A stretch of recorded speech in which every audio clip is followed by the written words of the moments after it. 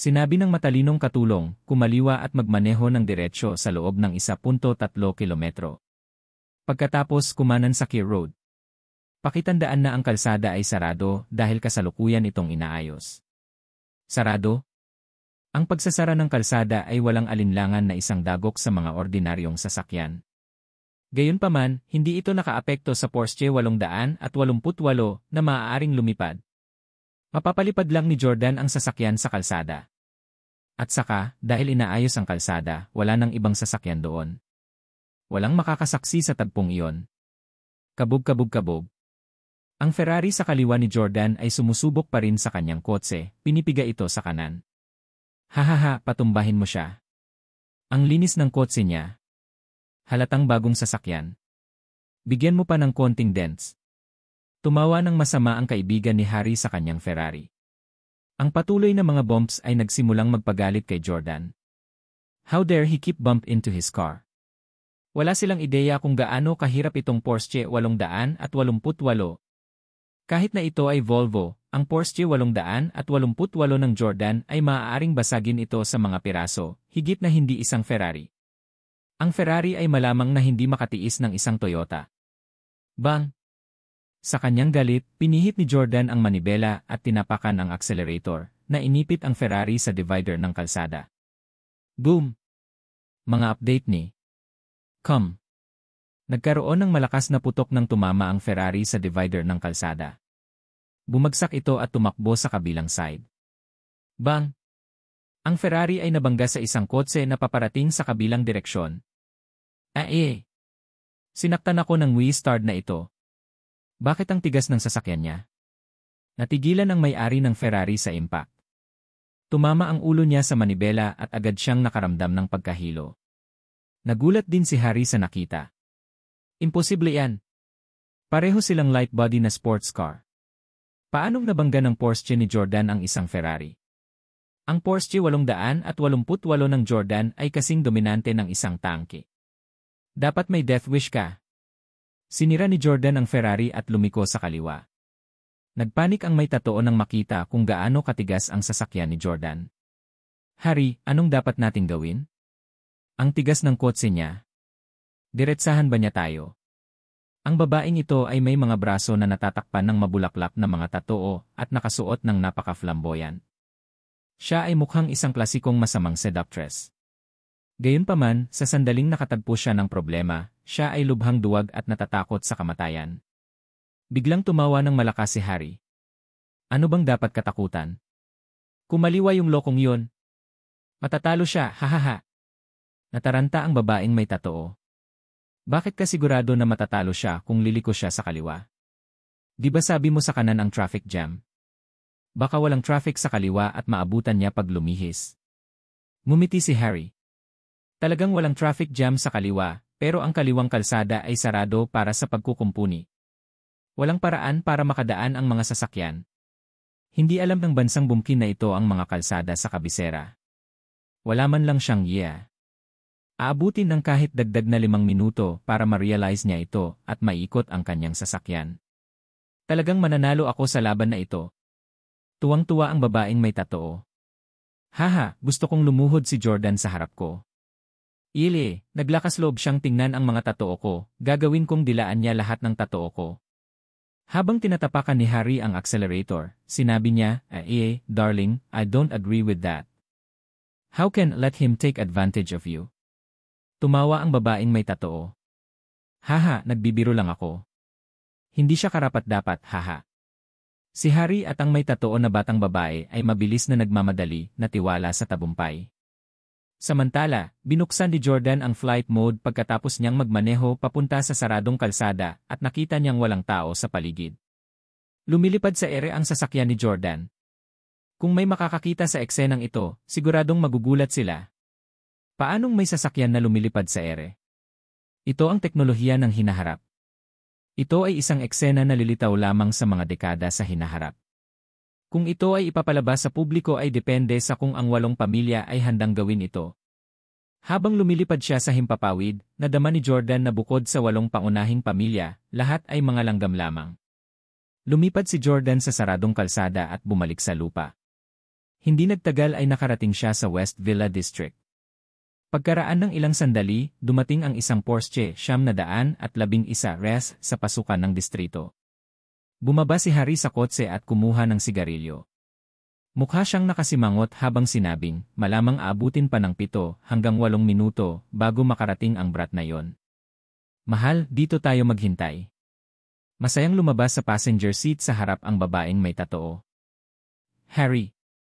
Tandaan na tulungan mo akong i-video ang sandaling lumuhod si Jordan sa harap ko. Hindi. Sasabihin pa lang ni Harry na walang problema, bigla niyang napagtanto na isang Porsche 911 ang nakaparada sa malapit. Kalokohan. Nakaramdam agad ng masamang pakiramdam si Harry. Di ba kotse ni Jordan yun? Hindi, impossible yon. Hindi siya maaaring mas mabilis kaysa sa akin. Ito ay dapat na 911 ng iba. Ang Porsche 911 ay hindi isang limitadong edisyon ng kotse.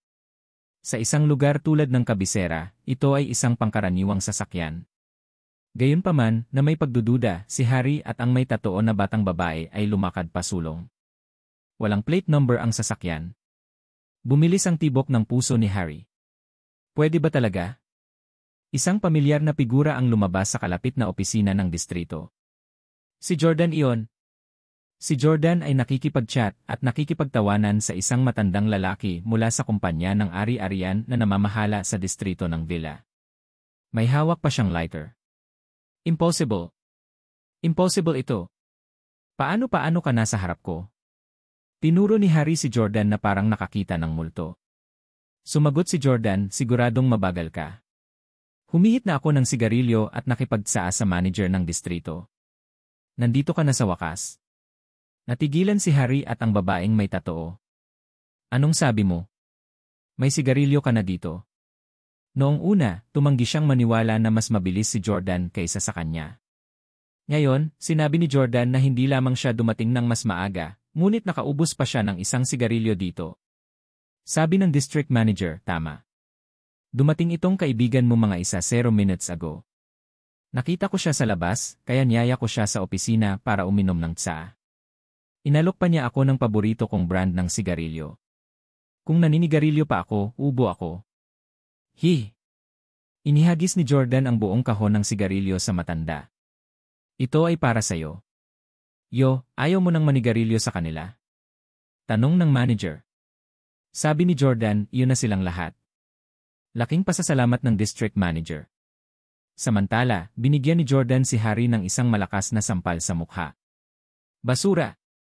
How dare you compete with me in car with your skills? Hindi ka mananalo kahit bigyan pa kita ng 0 minutong head start. Nakaugat sa lupa si Harry matapos masampal. Takot na takot ang babaeng may tattoo na hindi niya alam kung ano ang gagawin. Nagmamadali siyang tumalikod para umalis. Sinabi ko bang pwede ka nang umalis? Agad na natakot ang babaeng may tattoo at hindi na nangahas na pumunta pa. Gayunpaman, lumingon pa rin siya at sumigaw, maaari akong umalis o manatili sa gusto ko. Ano ang kinalaman nito sa'yo? Bakit ka nagmamalasakit? Ngumisi si Jordan. Ang babaeng ito ay natalo sa taya at sinusubukang tumakas. Akala ko ang mga babaeng may tattoo ay mga bida sa mga babae. Magiging marangal sila at tutuparin ang kanilang salita. Sabi mo luluhod ka sa harapan ko kapag nanalo ako sa karera. Hindi ko inaasahan na magiging duwag ka. Galit na galit ang babaeng may tattoo. Anong sabi mo? Nagpatato ako para magmukhang maganda at magpakitang gilas. Kailan ko sinabing gusto kong maging bida sa mga babae? Sinong nagsabing gusto kong maging marangal? Baliw ka ba? Kung mayaman kang tagapagmana sa Kapitolyo, luluhod ako sa'yo. Sa kasamaang palad, isa ka lang walang kwentang manugang na nakatira sa bahay ng kanyang asawa. Hinding-hindi ako luluhod sa isang tulad mong lalaki. Bang! Hinubad ni Jordan ang kanyang relo at inihagis sa tuhod ng may tattoo na babae. Napasigaw sa sakit ang babaeng may tattoo at lumuhod sa harap ni Jordan. Na-offend mo ako. How dare you refuse to kneel? Ang may tattoo na babaeng ito ay sadyang kasuklam-suklam. Siya ang tumanggap ng taya pero ngayon, ayaw niyang dalhin ang kahihinatnan. Siya ay hindi pagpunta sa panatilihin ang kanyang salita sa lahat. Maaaring madama ng isang bata at magandang babae na ang pagluhod sa harap ng isang lalaki at pagsampal sa sarili sa publiko ay lubhang nakakahiya. Ngunit para sa batang babae na ito, tinatanggihan niyang gawin ito dahil lamang sa hindi isang mayamang tagapagmana si Jordan mula sa kabisera. Kung siya nga, mas handa siyang tuparin ang kanyang pangako at lumuhod sa harap niya. Siya ay tumatangging tuparin ang mga tuntunin ng taya dahil lamang sa tumira si Jordan sa bahay ng kanyang asawa. Mababa ang tingin sa kanya ng dalaga at pakiramdam niya ay hindi siya karapat-dapat. Iyon ang dahilan kung bakit tumanggi siyang gawin ito. Galit na galit si Jordan at sinampal siya ng on the spot. Mga update ni Come. Smack. Tumingin si Jordan sa babae at sinabing, may mga tattoo ka sa buong braso mo. Nakasuot ka ng branded na damit, limited edition sneakers, at nakaupo sa isang luxury car na nagkakahalaga ng milyon-milyon. Sa tingin mo ba napakagaling mo? Sa tingin mo ba mas magaling ka sa lahat? Naglakas loob kang tingnan ako ng masama? Paano kung nakatira ako sa bahay ng asawa ko? Kahit na ako, ano ba talaga ang tingin mo sa akin? Smack! Sinampal ulit siya ni Jordan. Isang babaeng umasa sa pera sa mga lalaki ay naglakas loob na murahin ang mga lalaking gumawa ng ganoon din. Napakataas ng tingin niya sa kanyang sarili, ngunit ang isang lalaking katulad niya ay maaari lamang maging hamak na nilalang. Hindi ba siya karapat-dapat na kausapin siya? Kakaibang pananaw sa mundo. Naiinis na tiningnan ni Jordan ang may tattoo na babae at sinabing, gusto mo bang ipagpatuloy ko pa ang pagsampal sa iyo, o ikaw mismo ang gagawa nito? Agad na sinabi ng may tattoo na babae, ako mismo ang gagawa. Ako mismo ang gagawa. Bilang isang batang babae na wala pang 50 kilo ang bigat, hindi niya talaga nakayanan ang lakas ng isang lalaking tulad ni Jordan. Smack! Smack! Habang sinasampal ng nakatatoo ang sarili, sinabi niya, ang mga babaeng may tatoo na braso ay mga tulala. Ang mga nagsusuot ng Air Jordan ay walang alam tungkol kay Michael Jordan ay mga tulala. Sa wakas ay bumuti ang pakiramdam ni Jordan matapos siyang makitang nagdurusa. Hindi niya sinadyang puntirya ang isang ordinaryong babae na tulad nito.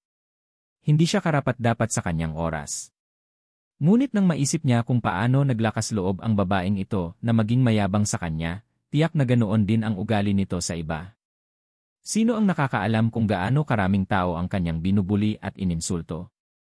Gustong ipaghiganti ni Jordan ang mga mahihirap na tao na walang kakayahang lumaban. CJ. Pinigilan siya ni Jordan matapos niyang sampalin ang sarili ng 100 beses. Pagkatapos ay sinabi niya kay Harry, bigyan mo siya ng $100,000 para tanggalin ang kanyang mga tattoo. Pabalikin siya sa paaralan. Ang babaeng ito ay mukhang mga 19 taong gulang. Dapat ay nag-aaral siya ngayon sa universidad. Ngunit sa kanyang mga tattoo at mayabang na ugali, malamang na huminto na siya sa pag-aaral. Sa pagbanggit ng pera, nag-alinlangan si Harry. Lele, should I give her so much? Buddy, if you want me to break up with her, I can just break with her. I'm already tired of this girl. Namutla sa takot ang babaeng may tattoo. Nawala sa isip niya ang kahihiyan mula sa pagluhod at pagsampal sa sarili. Sinigawan niya si Harry, hindi mo man lang matiis na bigyan ako ng $100,000. 2 araw na ang nakalipas sinabi mo na bibilhan mo ako ng bahay sa kabisera. Ngumisi si Harry. Baliw ka ba? Alam mo ba kung magkano ang halaga ng isang bahay sa kabisera? Pinaglalaruan lang kita at naniniwala kang bibigyan kita ng bahay. Karapat-dapat ka ba?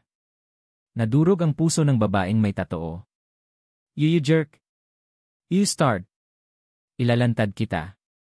Pupunta ako sa opisina ng mga magulang mo para ilantad ka. Tumawa si Harry. Go, go, go. Kung gusto mong arestuhin, hindi kita pipigilan. Ang isang tulad mo ay naglalakas loob na sumalungat sa pamilya ko. Paano kung nagsisinungaling ako sa'yo? Hinayaan kitang maupo sa milyon-milyong mga sasakyan, manatili sa mga 5-star hotel, at kumain sa mga pinakamahal na restaurant. Sa tingin mo ba libre ang lahat ng iyon? At gusto mo pa ng bahay? Mangarap ka. Galit na galit ang babaeng may tattoo kaya napaupo siya sa lupa at umiyak. Nakipaghiwalay ako sa pinakamamahal kong boyfriend para makasama ka, pero ayaw mong bigyan ako ng bahay. You-starred ka sob-sob ibinigay ng kaibigan mo ang bahay niya sa girlfriend niya, bakit hindi mo magawa sob-sob? Tiningnan ni Jordan ang kaawa-awang hitsura ng may tatoo, ngunit wala siyang naramdamang simpatya. Karapat-dapat siya. Ayaw niya sa mga ordinaryong lalaki at pinilit niyang piliin ang mga mayayamang playboy na iyon. Pinilit niyang mangarap ng gising tungkol sa pagpapakasal sa isang mayamang pamilya. Hindi man siya makapag-asawa sa mayamang pamilya, gusto niyang bigyan siya ng mga mayamang tagapagmanang iyon ng pera, bahay at sasakyan. Mas gugustuhin niyang gawin iyon kaysa umibig sa isang ordinaryong lalaki. Gayunpaman, wala siyang ideya na kahit ang isang napakayaman na tagapagmana tulad ni Harry ay hindi basta-basta magbibigay ng $100,000. Dahil hiniling ni Jordan kay Harry na gawin iyon, wala siyang pagpipilian. Sinabi ni Jordan, bigyan mo siya ng $100,000 ng installment sa loob ng 10 taon. Tingnan natin kung gagawin niya ang sinasabi ko. Kung mananatili siyang ganito, hindi mo na kailangang ipagpatuloy ang pagbibigay sa kanya ng pera. Pumayag naman si Harry. Sige, dahil naawa si Jordan sa'yo, ibibigay ko ito sa'yo. Inilipat ni Harry ang $100,000 sa babae. Pinunasan ng may tatoo na babae ang kanyang mga luha at pinandilatan si Harry. Pagkatapos ay yumuko siya kay Jordan ng may pasasalamat. Salamat, Jordan. Nalaman ko ngayon na puro guest-starred ang mga mayayamang playboy na ito. Hindi na ako kakapit sa mayayamang lalaki. Hahanapin ko ang dati kong boyfriend at i-treasure ko siya mula ngayon. Aalis na ako. Sandali lang. Pinigilan siya ni Jordan. Huwag mo nang hanapin ang iyong dating kasintahan. Nagulat ang babaeng may tatoo. Bakit? Mahal niya pa rin ako at hinihintay niya ako. Dahan-dahang sinabi ni Jordan, marumi ka na ngayon. Agad na bumagsak ang mukha ng babaeng may tatoo. Umalis siya nang hindi nagsasalita. Samantala, saglit na natigilan si Jordan. Ang ugali ng babaeng nakatatoo na ito sa kanyang dating ay katulad ng kay Hailey. Nakakaawa at nakakapuot na babae. Para sa pera, tinalikuran niya ang lalaking taos puso niyang nagustuhan. Sa halip na panindigan ang kanyang tunay na pag-ibig, hinanap niya ang isang mayamang lalaki na maaaring magbigay sa kanya ng tinatawag na sense of security.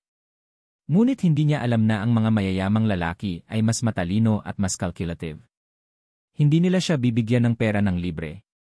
Sa huli, wala siyang nakuhang pera at nawala ang lalaking tunay niyang gusto. Paanong naging ganoon kadaling makipagbalikan sa ex niya matapos siyang ipagtabuyan? Ang mga ordinaryong lalaki ay mayroon din kanilang pagmamataas. Gusto pa ba nila ang isang bagay na ginamit noon? Ngumisi si Harry kay Jordan. Jordan, very close ang nanay ko at si Auntie Marisa. Matagal nang magkakilala ang mga pamilya natin. Matagal ko nang gustong makilala kayo ni Lauren. Ngayon, naging magkaibigan tayo pagkatapos ng away. Haha. Huwag mong isipin ang nangyari kanina. Pero hindi ko mawari. Kumaliwa ka sa junction. Paano ka nakarating dito na mas mabilis kaysa sa akin? Sarado ba ang kaliwang kalsada? Si Harry ay nahuhumaling sa karera at madalas na nakikipagkumpetensya sa iba. Gusto niyang malaman kung paano siya nawala. Siyempre, hindi sasabihin sa kanya ni Jordan ang totoo. Sabi niya, "You're such a bold brat. How dare you even mention the name of her mother-in-law after asking for her photo? I bet you're tired of living." Nadama ni Jordan na bagamat bata pa si Harry, malamang na mas gusto niya ang mas mature na mga babae. Hindi iyon nakakagulat. Noong si Jordan ay 19 o 20 taong gulang, siya ay naakit sa mga kababaihan sa kanilang 30 o 40. Pakiramdam niya ay napaka-charming ng mga ito. Hindi lahat ng lalaki ay nagkagusto sa mga dalaga.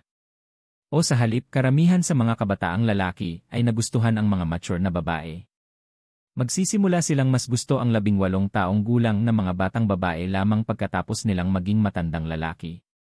Hulaan ni Jordan na si Harry ay may lihim na motibo kay Marisa. Si Marisa ang biyana ni Jordan. Paano niya natitiis ang brat na ito na may ganitong dirty thoughts about her? Tuturuan pa sana siya ni Jordan ng leksyon, agad na lumuhod si Harry at nagmakaawa, "Jordan. I swear to God, kapag hindi ko iginagalang si Auntie Marisa, mamamatay ako sa isang kakilakilabot na kamatayan." Mga update ni Come. Naramdaman ni Jordan na medyo sincere ang lalaking ito. Bakit gusto mo ang kanyang larawan noong bata pa siya?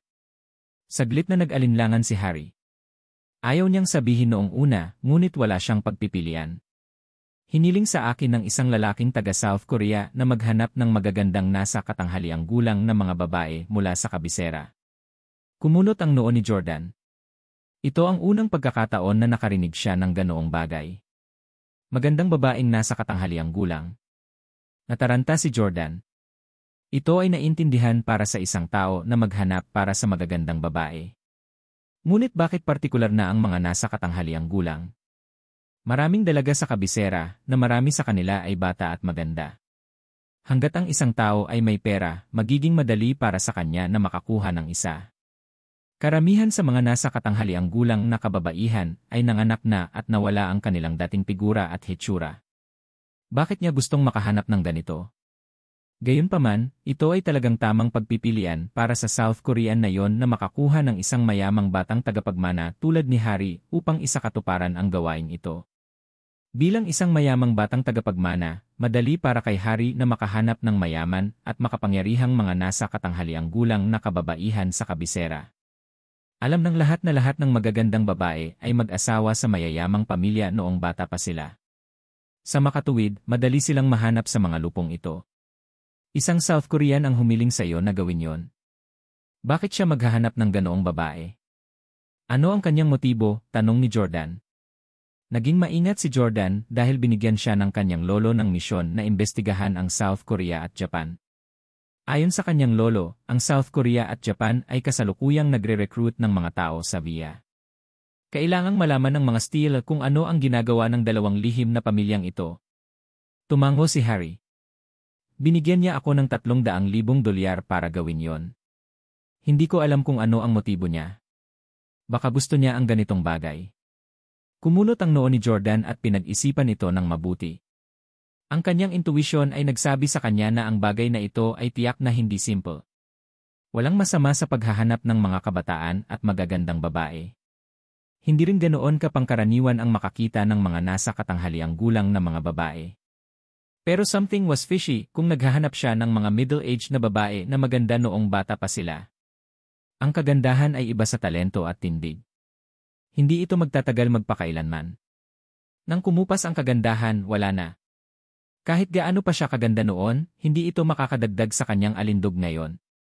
Ano ang pangalan ng taong iyon? Park ang apelyido niya, tanong ni Jordan. Sumagot si Harry, hindi ko alam ang pangalan niya. Hindi nakaimik si Jordan. Nakipagkasundo ka sa kanya sa halagang $300,000 at hindi mo man lang alam ang kanyang pangalan. Sabi ni Harry, tinanong ko siya pero tumanggi siyang sabihin sa akin. Napaka-misteryoso ng taong ito at hindi mukhang normal na tao. Gayunpaman, napaka-prompt niya sa pagbabayad. Tuwing may ipapakilala ako sa kanya, bibigyan niya ako ng karagdagang $200,000.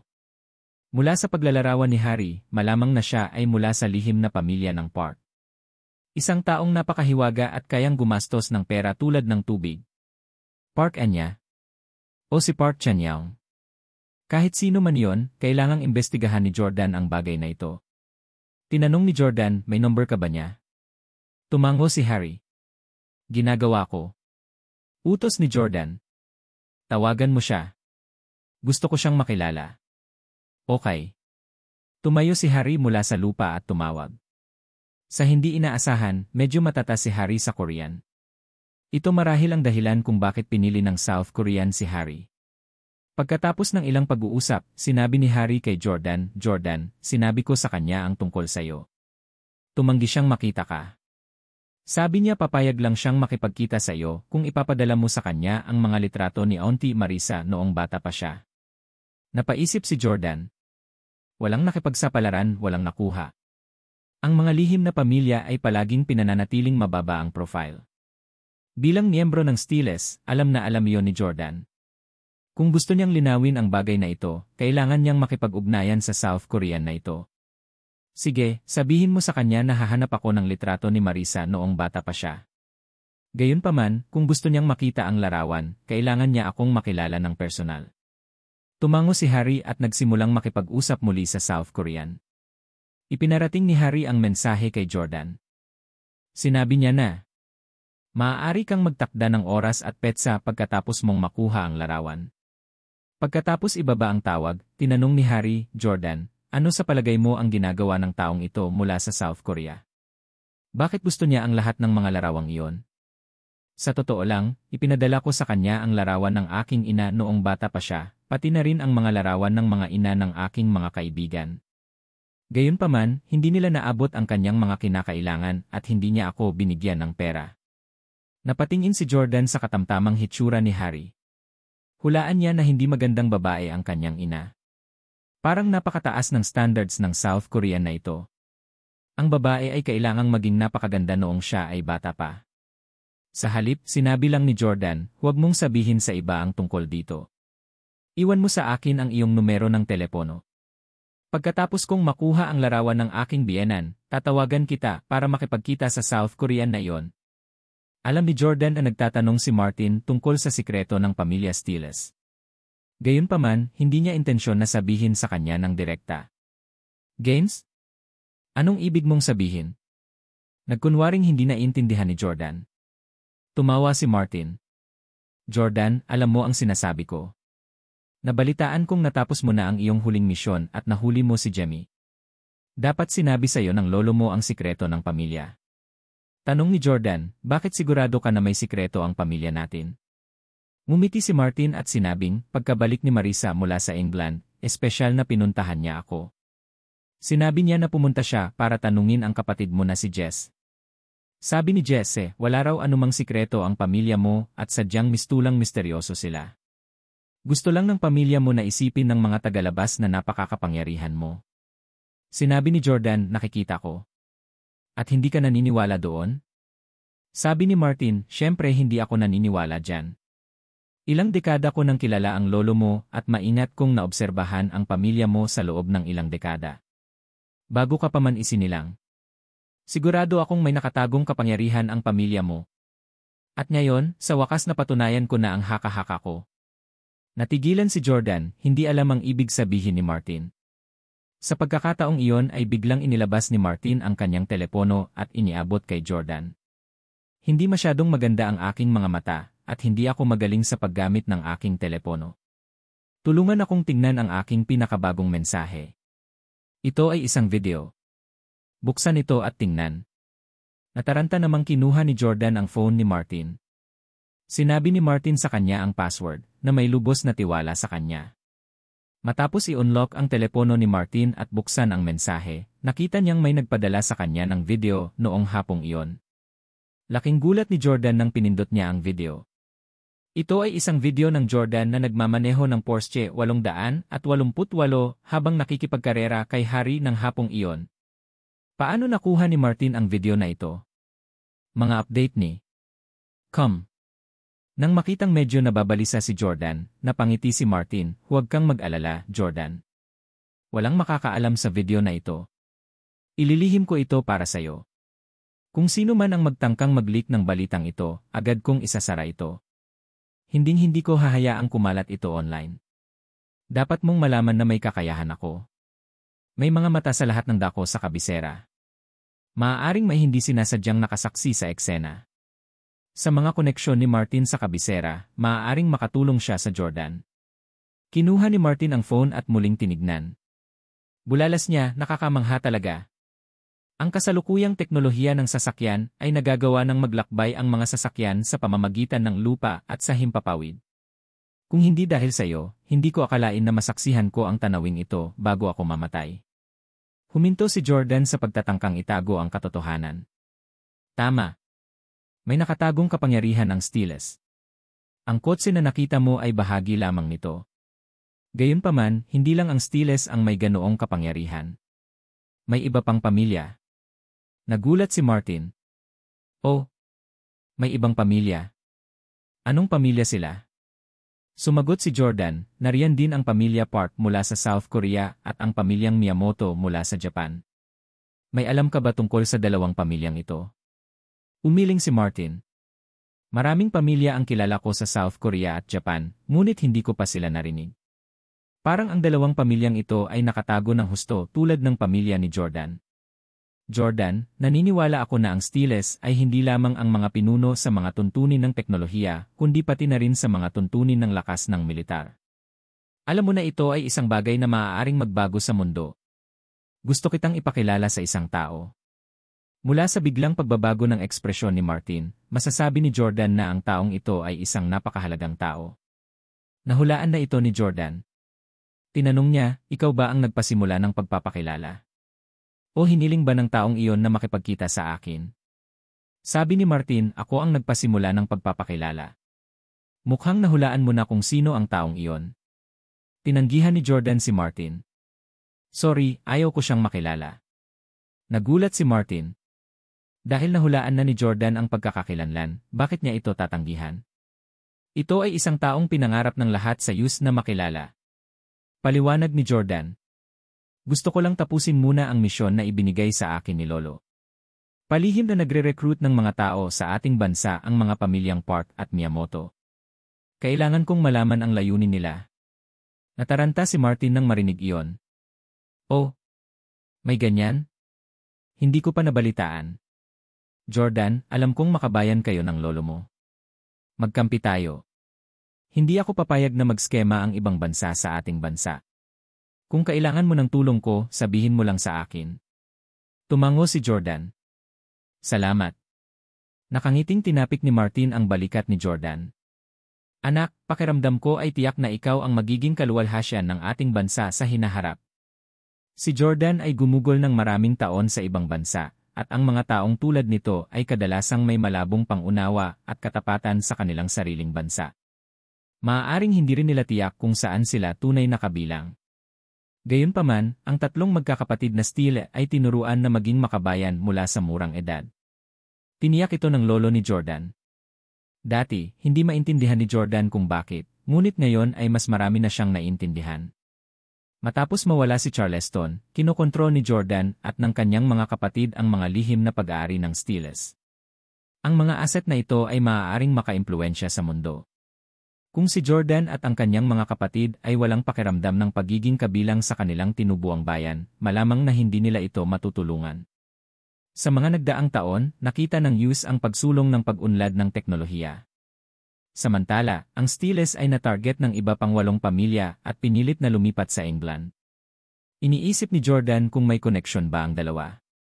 Pero sa kabila nito, tumango si Jordan na nakangiti. Huwag kang mag-alala.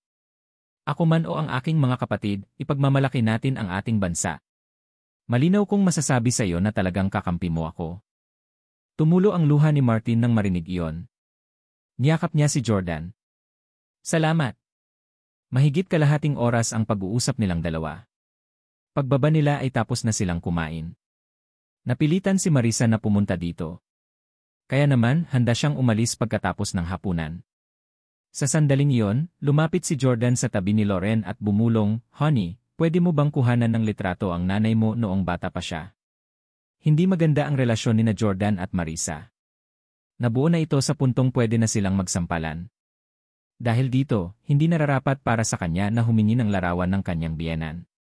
Kaya naman, hiniling niya kay Loren na gawin ito para sa kanya. Tumingin si Loren sa kanya nang may pagdududa. Huwag mong sabihin sa akin, mumisi si Harry.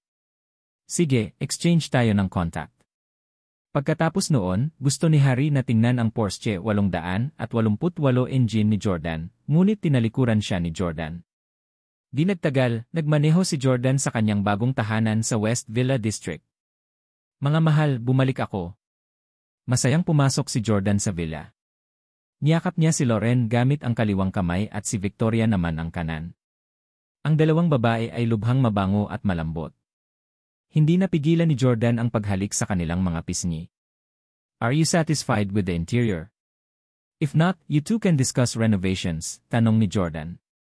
Bagamat asawa na ni Jordan si Loren, medyo nahihiya pa rin itong halikan ng ganito sa harap ni Victoria. Kami ay lubos na nasisiyahan. Hindi na kailangang muling gawin ito, sabi ni Loren. Masaya ring sinabi ni Victoria, ang palamuti dito ay dapat na nagkakahalaga ng hindi bababa sa ilang milyong dolyar.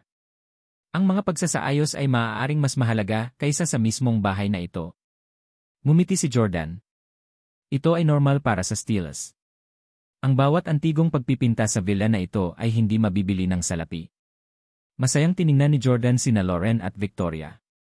Paano na? Napag-usapan na ba niyong dalawa? Sinong matutulog ngayong gabi? O sabay tayong matutulog? Sabay na tinulak ni Loren at Victoria si Jordan palayo. Managinip ka. Sabi ni Victoria na pag-usapan na natin.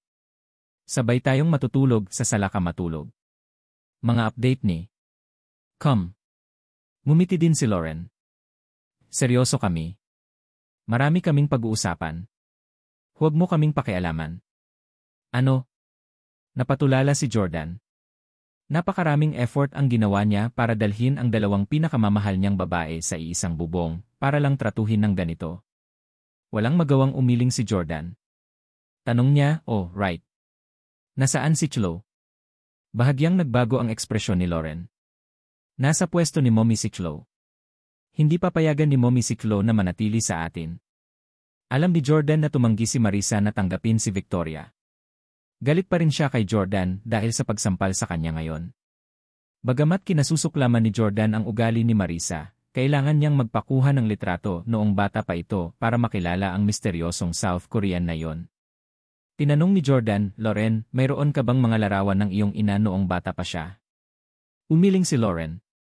Wala ako. Nanay ko lang ang meron. Tumango si Jordan at sinabing, oh, right. I called me on the way here kanina. Gusto daw niya akong makita. How about this? Today marks our first day in our new house. I want to invite your grandfather, father and mother over here. Loren, Victoria, what do you think? Natural na natuwa si Loren sa narinig. Sila ay mga kapamilya niya kung tutuusin. Naman. Napakabait din ni Victoria. Hinawakan ni Jordan ang kamay niya at sinabing, Victoria, huwag kang mag-alala. Sasabihin ko sa kanila ngayon na babae ka. Sana tanggapin ka nila. Emosyonal na tumango si Victoria. Maya-maya, pitauwi na. Sabay na dumating sa villa ni Jordan sina Martin, Stefan at Marisa. Nang makitang muli ni Martin si Jordan, naglakad siya pasulong na may matingkad na ngiti. Haha, Jordan, mukhang mas energetic ka pagkabalik mo mula sa iyong honeymoon trip sa England. Mas maganda ka kaysa dati. Ngumiti si Jordan, Lolo, matalas ang mata mo. Bati ni Jordan kina Stefan at Marisa. Tatay, nanay. Gayunpaman, malamig na umuso si Marisa at hindi siya pinansin. Kung hindi dahil sa pagpupumilit ni Martin na sumama, hindi na sana siya darating. Malamig na sabi ni Marisa, bakit mo ako tinatawag na nanay? Hindi mo ba ako tinawag sa aking pangalan sa looban kanina? Halatang kakampi ni Jordan sina Stefan at Martin. Mahusay ang pakikitungo niya kay Jordan at agad siyang kinausap. Ano ang malaking kaguluhan? Normal para sa mga kabataan ngayon na tawagan ang mga miyembro ng pamilya sa kanilang mga pangalan. Mabilis na dagdag ni Marisa. Sabihin mo sa akin kung bakit niya ako sinaktan. Dapat bang saktan ng manugang ang kanyang biyenan? Kinuha ni Jordan ang isang tasa ng tsaa at taimtim na inalay kay Marisa. Ma, kahit anong mangyari, hindi kita dapat sinaktan kanina. I'm sorry. Napatingin si Marisa kay Jordan. Hindi niya inaasahan na hihingi ito ng tawad at ihain ang kanyang tsaa. Actually, ilang beses nang sinampal ni Marisa si Jordan. At hindi pa siya humingi ng tawad sa kanya. Nang makita kung gaano sinsero si Jordan, tinanggap ni Marisa ang tsaa mula sa kanya. Sige, hindi ako hamak na tao. Kalimutan mo na ang nangyari ngayon. Agad namang umupo ang lahat. Diretso sa paghabol si Jordan. Everyone, I believe you know about this. I want Victoria to be a woman too. Alam kong mahihirapan kang tanggapin siya bilang pamilya niya, pero napakahalaga ni Victoria sa akin. Hindi ko kayang wala siya, hindi ko siya kayang iwanan. Kaya naman, sana ay tanggapin mo si Victoria.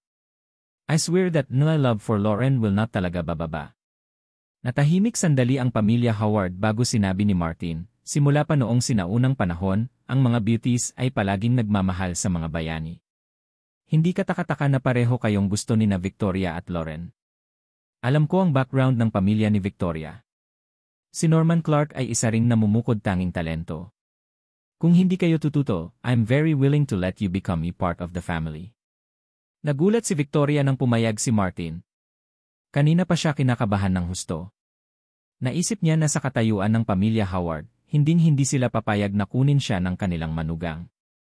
Hindi niya inaasahan na ganoon kabilis pumayag si Martin. Sabi din ni Stefan, actually, may dalawa din akong babae. Parang wala akong karapatang bumoto laban dito, haha. Marisa kept a straight face but also said, I really won't agree. However, since Lauren has agreed, it's useless for me to fight against this. Sa hindi inaasahang pagkakataon, tinanggap nilang tatlo si Victoria. Tuwang-tuwa si Jordan. Salamat, Lolo. Salamat, biyanan at biyanan. Tumawa si Martin. Ano ba ang pagpapasalamat mo sa akin? Pamilya tayo. Halika, Jordan, Victoria, marunong kayong uminom, ha? Inom mo pa ako ngayon. Tuwang-tuwang ikinawit ni na Jordan at Victoria ang kanilang mga baso. Pagkatapos uminom at kumain saglit, biglang sinabi ni Martin, Jordan, dalhin mo ako sa kwarto mo sa itaas. Alam ni Jordan na may importanteng itatanong sa kanya si Martin, kaya tinulungan niya itong umakyat sa hagdan. Si Martin ay may mabuting pagpapaubaya sa alkohol. Kahit nakainom na siya ng 2 baso ng alak, ay tuluyan pa rin siyang matino. Pagdating niya sa kwarto, pinuri ni Martin ang palamuti. But then, hindi na niya napigilan ang curiosity niya. Nagtanong si Martin, Jordan, may nakuha ka ba sa paglalakbay mo sa England? Nang makita ni Jordan ang kakaibang ekspresyon ni Lauren, alam niya kaagad na nag-o-overthink ito sa mga bagay-bagay. Sa katotohanan, maraming mga kaso ng mga biyenan at mga manugang na lalaki na may relasyon. Nagmamadaling paliwanag ni Jordan. Huwag ka masyadong mag-isip. Gusto ko lang makita kung gaano kakapareho sa nanay mo noong bata pa siya. Ngumiti ng matamis si Lauren. Sige, hintayin mo ako. Lumapit si Lauren kay Marisa at tinanong, Nay, bakit mo sinusuot ang iyong jacket? Babalik ka ba kaagad pagkatapos ng hapunan? Maghintay ng kaunti. Malungkot na tiningnan siya ni Marisa at sinabi sa kakaibang tono, hindi lang ikaw ang may-ari ng bahay na ito. Paano ako mananatili rito hanggat gusto ko? Alam ni Lauren na hindi pa rin matanggap ng kanyang ina ang katotohanang nakatira siya sa iisang bubong ni Victoria. Kailangan niya ng oras para masanay. Pagkatapos ng lahat, ang mga anak na babae ng mayayaman at makapangyarihang mga pamilya ay lumaking parang maliliit na prinsesa. Nagkaroon sila ng labis na pagmamalaki. Hindi naging madali para sa kanila na ibahagi ang kanilang asawa sa ibang babae. Sinabi ni Lauren, Nanay, mayroon ka bang mga larawan mula sa iyong mga kabataan? Padalhan mo ako ng isa. Sabi ni Marisa, gusto mong makita ang mga litrato ko noong bata pa ako. Madali lang yan. Pumunta ka na lang sa washroom at tumingin sa salamin. Bata pa ako, katulad mo lang ako, mas maganda lang. Ngumiti si Lauren. Alam niyang medyo narcissistic ang kanyang ina. Nay, ipadala mo na lang sa akin. Gusto kong makita, masungit na sabi ni Lauren. Sinabi ni Marisa, wala akong anumang mga larawan ng aking kabataan sa aking telepono. Kung gusto mo silang makita, kailangan mong sumama sa akin. Sinamaan ni Lauren ng masamang tingin si Jordan. Naramdaman ni Marisa na may mali. Sino ang gustong makakita ng litrato ko? Mga update ni Come. Pakiramdam ni Lauren ay walang dapat itago, kaya sinabi niya ang totoo. Jordan.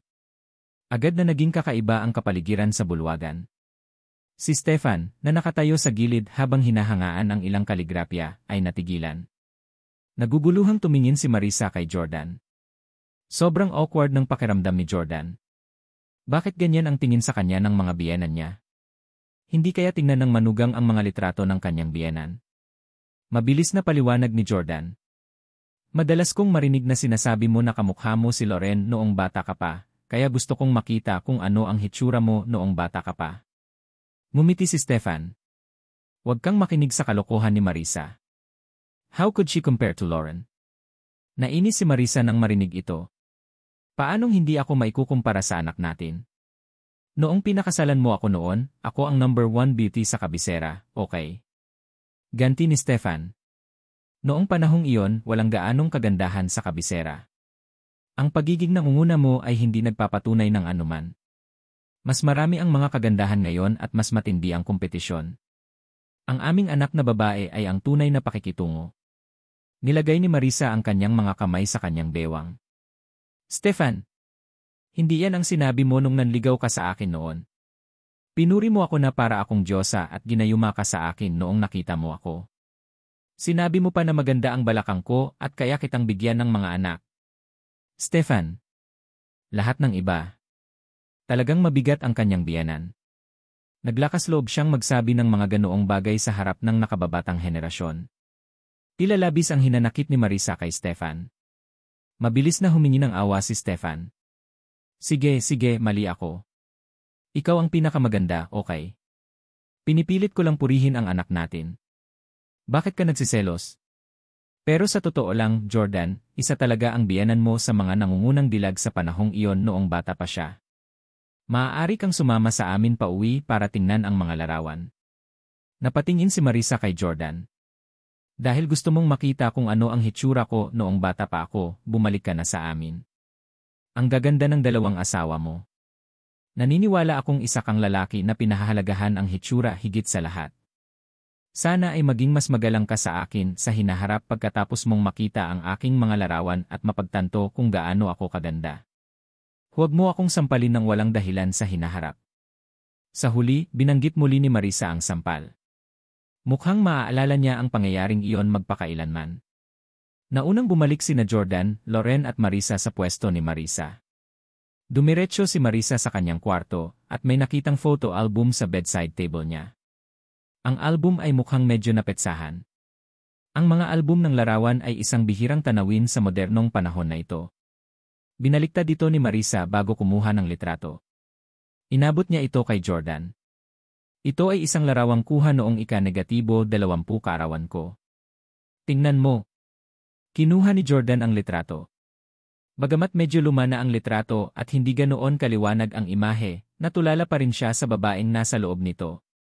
Si Marisa ay nakasuot ng isang sexing mahabang damit. Umupo siya sa isang baitang habang nakakross ang mga paa. May hiwa ang damit, kitang-kita ang mga balingkinitan niyang binti. Mas payat si Marisa noon. Ang kanyang buhok ay medyo kulot at napakababae, sa estilo ng 1980 at ang kanyang ngiti ay kaakit-akit.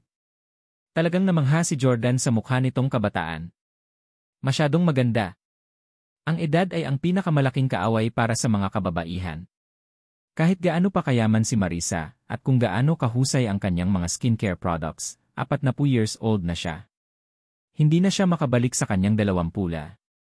Napansin ni Marisa ang nakatulala na mukha ni Jordan, hindi napigilan ni Marisa na mapangiti ng may pagmamalaki. Paano ba? Ang ganda ko noong bata pa ako, di ba? Kamukha ko ba si Michelle Pfeiffer? Natigilan si Jordan. Michelle Pfeiffer. Napahawak si Marisa sa kanyang noo. Buntong hininga, hindi na alam ng mga bata ngayon kung sino si Michelle Pfeiffer. Aktres ang sinasabi ko. Sa tingin ko siya ang pinakamagandang artista. Kung si Jordan ay nakakita ng mga larawan ni Michelle Pfeiffer noong siya ay mas bata, malalaman niya na ang batang si Marisa ay kapantay ng superstar na ito. Napakaganda eh. Hindi napigilan ni Jordan na humanga sa larawan. Napabuntong hininga din si Loren. Sobrang ganda talaga ng nanay ko noong bata pa siya. Hindi ko man lang akalain na kasing ganda mo ako. Tuwang-tuwa si Marisa. Ang kaninang galit niya ay agad na natangay ng kanilang pambobola. Nakangiti si Marisa mula tenga hanggang tenga habang inagaw ang litrato. Kayong dalawang brats, sa tingin ba ninyo ay makakahanap lang kayo ng ilang dahilan para purihin ako pagkatapos ng pag-aaksaya ng oras ko ngayong gabi? Mangarap ka. Nagsimulang isipin ni Marisa na ginagamit lang ito ni Jordan bilang dahilan para purihin siya at pabor. Gayunpaman, talagang narito si Jordan upang kunin ang kanyang larawan. Seryosong tumingin si Jordan kay Marisa. Mama, maaari mo bang ibigay sa akin ang larawang ito? Natigilan si Marisa. Bakit mo gusto ang litrato ko? Nasa dilema si Jordan. Wala siyang maisip na makatwirang dahilan. Ano kayang magandang dahilan ng isang manugang na gusto ang litrato ng kanyang biyenan? Hindi magaling si Jordan sa mga ganitong sitwasyon. Hindi niya alam kung anong dahilan ang gagamitin. Sa huli, sinabi niya, gusto ko lang hiramin. Ilang araw lang. Ibabalik ko talaga sa iyo. Nakakita pa rin ng kakaiba si Marisa. Bakit mo hiniram ang litrato ko? Ayaw sabihin ni Jordan kay Marisa ang tungkol sa lalaking South Korean. Sumagot siya upang tingnan ito. Tanong ni Marisa, "Look. Where?" Napatulala si Jordan. Saan? Anong ibig sabihin ni Marisa?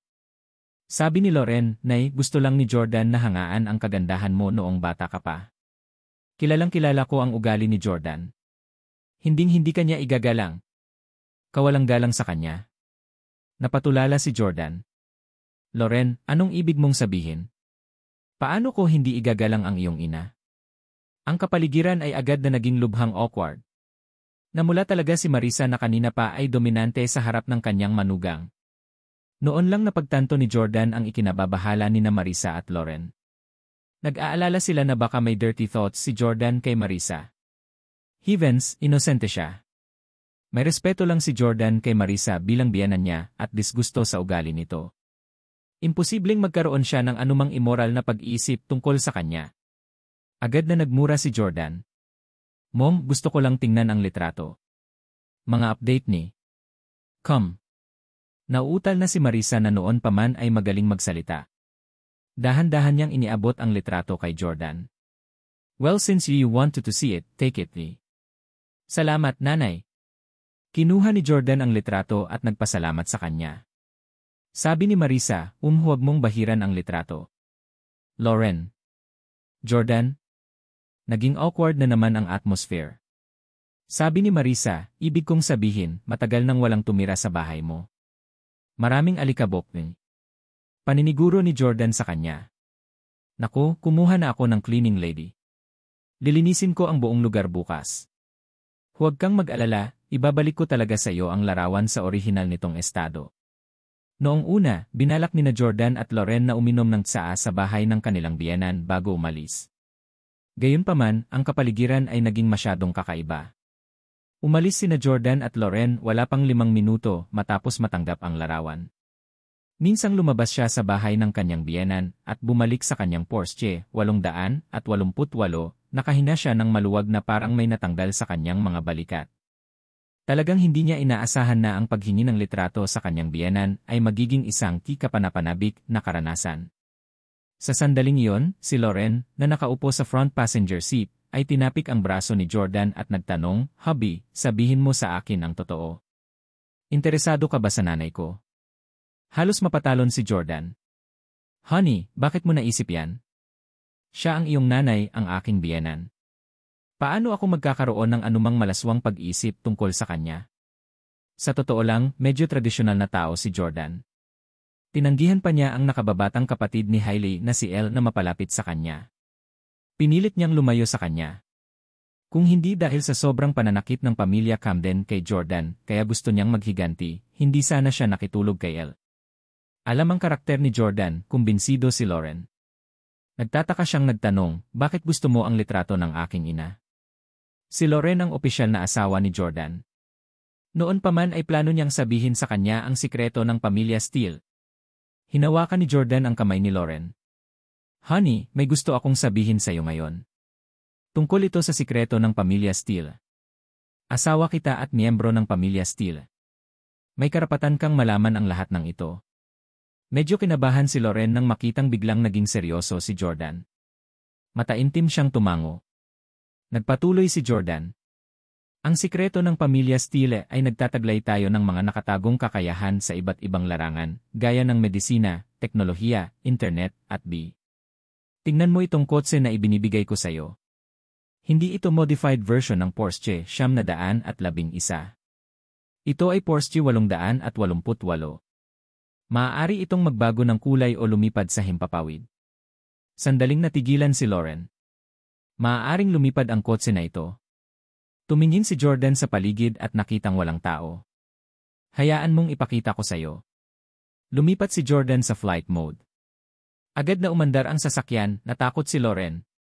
Dati, nagtaka si Loren kung bakit magbibiyahe si Jordan ng Porsche 911 mula sa Inglaterra, gayong madali naman silang makakakuha nito sa kabisera. Ito ay lumabas na ito ay hindi isang Porsche 911 sa lahat. Ito ay isang futuristic modelo na walang kumpanya ng sasakyan sa mundo na ipinagbibili. Gumawa ng maikling demonstrasyon si Jordan bago muling bumagsak sa lupa. Napatakip ng bibig si Loren sa gulat. "Oh God, this is too unbelievable. Kailan ipapalabas ang Porsche 888? Kailan magiging karaniwan ang mga ganitong sasakyan sa mga lansangan?" Ngumiti si Jordan. "Siguro 0 years, maybe 20, maybe 100 years. Depende yan kung kailan ilalabas ito ng 8 dakilang sikretong pamilya sa mundo. Mahal, baka hindi mo alam ito, pero lahat ng high-end na teknolohiya sa mundong ito ay kontrolado ng 8 dakilang pamilya, kasama na ang Stiles. Masasabing kontrolado natin ang mundong ito. Nagulat si Lauren. 8 Great Family. Bukod sa Stiles, may iba pang pamilya. Tumango si Jordan. Kabilang sa iba pang mga pamilya ang pamilya Park mula sa Stiles, ang pamilyang Miyamoto mula sa Japan, pati na ang mga pamilyang Rong at Zheng mula sa China.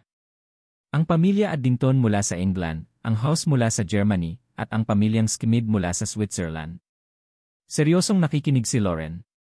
Hindi pa niya narinig ang alinman sa mga pamilyang ito. Sila ay talagang malihim tulad ng mga Steele. Noon pa man ay iniisip niya na ang pamilya Howard ay nasa tuktok na ng food chain, ngunit ngayon ay alam na niya na sila ay mga menor de edad na karakter na kontrolado ng iba. Sinabi ni Jordan, sasabihin ko sa iyo ang tungkol sa pinagmulan ng 8 pangunahing pamilya ng detalyado kapag mayroon akong oras. Ngunit masasabi ko sa iyo ngayon na ang mga Steele ang pinakamahina sa 8. Bukod dito, ayon sa aking lolo, ang iba pang 7 pangunahing pamilya, lalo na ang mga pamilyang Park at Miyamoto, ay gustong paalisin ang mga Steele. Bulalas ni Lauren. Ano? Paano nangyari ito? Gulat na gulat siya. Bilang manugang ng pamilya Steele, itinuring niya ang kanilang karangalan bilang kanya. Sinabi ni Jordan, nabalitaan ko na ang mga pamilyang Park at Miyamoto ay lihim na nagre-recruit sa ating bansa. Nabalitaan ko na may isang South Korean na lalaki na naghahanap ng mga nasa katanghaliang gulang na mga babae na maganda noong bata pa sila. Kaya ginagamit ko ang larawan ng iyong ina para malaman ang higit pa tungkol sa taong iyon. Inaasahan ko na ang taong iyon ay maaaring mula sa pamilya ng Park. Naalala ni Lauren. Naghahanap ng mga babaeng nasa katanghaliang gulang na maganda noong bata pa sila. Hindi katakataka na biglang nauso ang mga taong nagpapakita ng kanilang magagandang ina sa social media. Ito ang pinaka-trending na paksa ngayon. Dapat ay may sadyang gumastos ng pera para i-hype ang paksang ito. Tumango si Jordan. Hindi lang hari ang ginamit ng South Korean. Sa sobrang yaman nila kaya nilang gumastos ng pera para ipagmalaki ng mga mangmang na netizens ang mga larawan ng kanilang mga ina. Sa ganitong paraan, madaling masken ng South Korean ang mga poste at piliin ang mga nakakatugon sa kanyang mga kinakailangan at pagkatapos ay maabot ang taong iyon sa anumang paraan. Idiniin ang kamay niya sa ibabaw ng ulo ni Lauren, binigyan siya ni Jordan ng nakakalokong ngiti, wala akong nararamdaman para sa nanay mo. Huwag mo akong isipin na ganoong klaseng tao. Ngumiti si Lauren. Siyempre alam kong hindi ka. Ang point kasi, iniisip ng nanay ko na interesado ka sa kanya. Haha, hindi ko ine-expect na ganun pala ka-narcissistic ang nanay ko. Baka isipin pa niya na may gusto sa kanya ang kapatid mo. Ngumiti si Jordan, maraming babaeng nasa 20 na ang gusto ng mga lalaki na nasa 40. Kaya hindi nakakapagtaka kung maraming lalaki sa 20 na ang gusto ng mga babae na nasa 40. As long as your mother don't hate me, as long as our marriage does not affect your mother-daughter relationship, I would prefer he treat me as an immoral son-in-law. Natouch naman si Lauren at nilagay niya ang kamay niya kay Jordan. Alam niyang malaki ang pagtatangi ng kanyang ina kay Jordan. Kasabay ng insidente kay Brad, ang relasyon nilang tatlo ay palaging isang malaking problema. Hindi katakataka na ang lolo mo ay nag-ayos sa inyong tatlo mula sa murang edad at ipinatupad mo ang lahat ng uri ng training missions. Ang kayamanan na namana mo ay makakapagpabago sa buong mundo. Hubby, bigla akong kinabahan. Kung ikaw ang mamumuno sa Steeles, nangangahulugan ba ito na ang bawat galaw ko ay makakaapekto sa buong mundo? Kinurot ni Jordan ang mukha ni Lauren sabay ngiti. Tama. Kung lalaban ka sa akin balang araw at ipapakita sa mundo ang Porsche 888 sa galit, sasabog ang buong industriya ng sasakyan. Nakaramdam ng takot at pananabik si Lauren. Sinong babae ang tatanggi sa ganoong katayuan? Muli siyang nagtanong, mamanahin ba ng anak mo kasama si Hailey ang hinaharap na responsibilidad ng pamamahala sa mundo? Bigla akong nainggit kay Hailey. Kung alam niyang maimpluwensyahan ng anak niya ang mundo sa hinaharap, magiging masaya siya. Tama si Lauren. Si Hailey ay palaging walang kabuluhan at walang katapusan na hinahabol pagkatapos ng isang mataas na katayuan sa lipunan na gustong hangaan at sambahin. Kung alam niya ang sikreto ng pamilya Steele at alam niyang ang kanyang anak ang magiging pinuno ng mundo sa hinaharap, tiyak na mararamdaman niya ang labis na pagmamataas. Sabi ni Jordan, pinapaboran ng lolo at tatay ko ang mga lalaki kaysa sa mga babae. Gayunpaman, sa tingin ko ay pantay ang mga lalaki at babae. Manahan man ang negosyo ng pamilya o pagbabago ng mundo, naniniwala ako na magagawa rin ito ng mabuti ng mga babae. Masyado pang bata ang anak ko kay Hailey. Samantala, si Chloe ay 4 na taong gulang na. Gusto kong pakasalan si Chloe mula ngayon. Ano sa palagay mo? Bilang isang batang babae mula sa kabisera, hindi kailanman naramdaman ni Loren na siya ay mas mababa kaysa sa mga lalaki. Katulad niya si Chloe. Gayunpaman, hindi inaasahan ni Loren na gusto ni Jordan si Chloe na maging pang-4 na henerasyong tagapagmana ng pamilya Steele. Tumango si Loren. Talagang gaganap si Chloe ng napakahusay. Mga update ni Com. Kinaumagahan, nagising si Jordan na mag-isa sa kwarto. Nais niyang magkaroon ng isang babae sa bawat braso kagabi, na tinatamasa ang sandali na hindi masisiyahan sa mga ordinaryong lalaki. Sa kanyang pagtataka, pinili ni na Victoria at Loren na matulog ng magkasama. Bukod dito, isinara nila ng mahigpit ang pinto at tumanggi silang papasukin si Jordan. Kaya walang choice si Jordan kundi saluhin si Loren na nag-iisa pagkagising. Hinila siya nito papunta sa kanyang silid at muling isinalaysay ang mga nangyari ilang taon na ang nakararaan sa madilim na silid na iyon. Pagkatapos noon, tinulungan ni Loren si Jordan na isuot ang kanyang damit ng may ngiti. Inayos niya ang kanyang damit at buhok bago sinabi sa kanya, "Hubby, good luck. Sana malaman mo kung ano ang gusto ng South Korean." Ngumiti si Jordan at pinaalis ang litrato ni Marisa. Hindi nagtagal, nakilala ni Jordan si Harry. Nagmamadali silang dalawa sa private club kung saan pinili ng South Korean na makipagkita. Nakatago ang club na ito at wala sa mataong lugar sa downtown. Hindi naman ito kalakihan sa labas, pero pagdating nila sa floor kung nasaan ang South Korean na lalaki, kitang-kita nila na napakarango at klase ng interior. Alam ng lahat na ang mga South Korean ay mahilig sa magagandang bagay at binigyan ng mataas na kahalagahan ang panloob na disenyo. Maraming mga tindahan sa karamihan ng mga bansa ay pare-pareho at walang mga espesyal na katangian. Gayunpaman, ito ay ganap na naiba sa mga lansangan ng South Korea. Espesyal at maganda ang palamuti ng bawat tindahan. Ang South Korean ay abala sa ibang tao at sina Jordan at Harry ay kailangang maghintay ng kalahating oras bago sila ipatawag. Nang sa wakas ay pumasok siya sa silid, nakita ni Jordan ang isang tipikal na mukhang South Korean na lalaki na nakasuit na may trim na figure at salamin. Hindi ito ang unang beses na nakilala ni Harry ang lalaking ito. Nagkusa siyang maglakad pasulong at makipagkamay. Long time no see. Let me introduce you. This is Mr. Steele. Nabanggit ko na siya sa'yo dati. Nakipagkamay din si Jordan. Napakadirekta ng South Korean. Mr. Steele, dinala mo ba ang larawan ng iyong biyenan? Inilabas ni Jordan ang litrato ni Marisa sa kanyang bulsa at iniabot sa kanya. Sabi ni Harry, si Auntie Marisa ang numero 1 kagandahan sa kabisera noong bata pa siya. Siguradong natutugunan niya ang iyong mga kinakailangan. Kung hindi niya matugunan ang iyong mga kinakailangan, kakainin ko ang sarili kong tae. Tinignan ng South Korean ang larawan at tumango. Tapos, seryoso niyang sabi, bale ang sasabihin ko. Ang boss ko na ang magdedesisyon. Sandali lang. Ipapadala ko ang litrato sa boss ko. Iniskan ng lalaki ang larawan sa kanyang telepono at ipinadala ito sa kanyang amo. Sa isang pribadong mansyon sa Seoul, South Korea. Isang nasa katanghaliang gulang na lalaki ang nakaupo sa isang rattan chair na nasiyahan sa serbisyo ng 2 dilag sa tabi niya. Ang isa sa kanila ay minamasahe ang kanyang leg habang ang isa naman ay nagpapakain sa kanya ng ubas. Ang 2 dilag na ito ay bata pa at nasa kasaganaan ng kanilang buhay.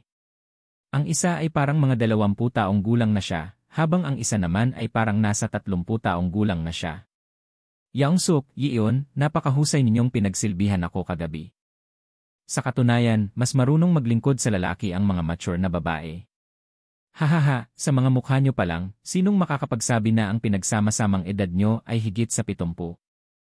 Habang nagsasalita ang nasa katanghaliang gulang na lalaki, walang konsensya niyang inabot ang 2 ikababatang babae. Walang lakas ng loob na lumaban ang 2 dilag. Mula sa kanilang ekspresyon at kilos, mahirap sabihin kung talagang handa silang pagsilbihan ang nasa katanghaliang gulang na lalaking ito. Nagring ang phone ng middle-aged na lalaki. Ang telepono ay hindi isa sa mga sikat na modelo sa merkado. Sa halip, ito ay napakaliit at mukhang isang bank card. Kasabay ng pag-wave ng kanyang kamay ay agad na lumitaw ang screen sa kanyang harapan bilang isang holographic projection. Nakita niya ang litrato ni Marisa noong bata pa ito. Agad siyang natigilan at nakalimutan pang lunukin ang uba sa kanyang bibig. Ang nasa katanghaliang gulang na lalaki ay ganap na natulala. Talagang may napakagandang kagandahan sa vignette.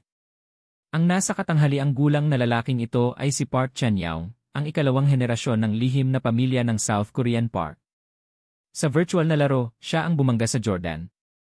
Siya ay nasa early 30 at maganda ang pananamit. Mukha siyang balingkinitan na may suot na damit, ngunit hubot-hubad, maskulado talaga siya. Sa background at hitsura ng pamilya ni Park Chan-young, maaari niyang makuha ang sinumang babae na gusto niya. Kaya naman, hindi na siya interesado sa mga ordinaryong babae, lalo na sa mga babaeng kasing edad niya. Pakiramdam niya ay hindi naman ito mapanghamon. Mas gusto niya ang mga mature na babae, ngunit sa kabilang banda, nakita niyang medyo matanda na ang mga ito. Sa makatuwid, hiniling ng taong ito sa pangkat ng medikal na pananaliksik ng pamilya Park na lumikha ng isang espesyal na gamot. Nang makita ni Park Chan-young ang litrato ni Marisa noong bata pa ito, hindi niya napigilang purihin ito. Ipinakita pa niya ang litrato nito sa dalawang babaeng kasama niya. Young-suk, Yeon, ano ang tingin mo sa babaeng ito? Paano siya kumpara sa'yo noong bata ka pa? Nang makita ng dalawang babae ang litrato ay hindi rin nila napigilang purihin si Marisa. Hindi ko maikumpara ang kagandahan at aura niya. Ako rin. Masyado siyang maganda. Tumawa ng malakas si Park Chan-young. Bagamat palagi kong minamaliit ang mga dayuhan, ang mga dayuhang dilag noong 1980 ay talagang mas mataas kaysa sa South Korea. Sa US pa lamang, mayroon silang Michelle Pfeiffer, Demi Moore at Farrah Fawcett. Ngunit ang South Korea ay mayroon lamang Kim Hee-sun. Habang nagsasalita, tiningnan niya ang litrato ni Marisa at mumiti. Napakasayang hayaan ang ganitong kagandahan na maging isang nasa katanghaliang gulang na babae. Binigyan ako ng Diyos ng kakayahang ibalik ang mga kababaihan sa kanilang kabataan. Gusto kong ipagkaloob ang regalong ito sa lahat. Si Park Chan-young ay umarte na parang siya ang Diyos. Sumagot siya sa kanyang nasasakupan, Yaya. Si Yaya ang evaluation ni Park Chan-young sa itsura ni Marisa. Mga update ni sa isang pribadong clubhouse sa kabisera. Nang matanggap ng South Korean ang sagot ng kanyang amo, tumawa siya ng malakas at sinabi kay Harry. Congratulations! Gustong-gusto ng boss ko ang biyenan ng kaibigan mo at binigyan siya ng napakataas na evaluation. Para pasalamatan ka sa pagtulong mo sa akin na makahanap ng napakagandang kagandahan, bibigyan kita ng $800,000 bilang reward.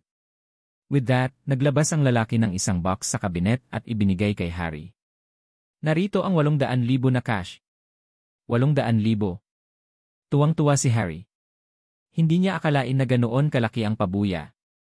Nang buksan ni Harry ang kahon at nakita ang mga mapanuksong kwenta sa loob, tumingin siya kay Jordan. Eto, kumuha ka ng $500,000.